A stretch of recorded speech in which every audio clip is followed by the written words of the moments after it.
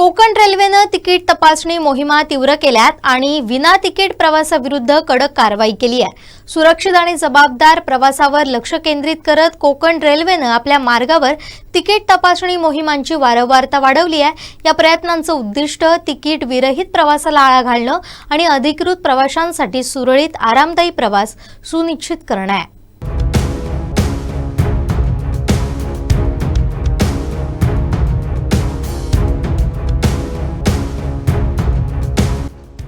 November 2025 मध्ये कोकण रेल्वेनं 1070 विशेष तिकीट तपासणी मोहीम राबवल्या, ज्यामध्ये 42,965 अनधिकृत अनियमित प्रवासी आढळले।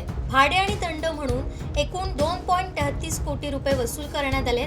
जानेवारी ते नोव्हेंबर 2025 पर्यंत एकूण 7,483 विशेष मोहिमा राबवण्यात आल्या, ज्यामध्ये 2,90,786 अनधिकृत अनियमित प्रवासी आढळले।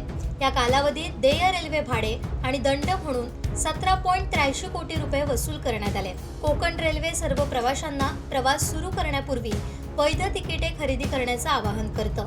योग्य तिकिटाशिवाय प्रवास करणं हा दंडनीय गुन्हा आहे आणि संपूर्ण मार्गावर तिकीट तपासणी मोहिमा अधिक लक्ष केंद्रित करून सुरू राहतील।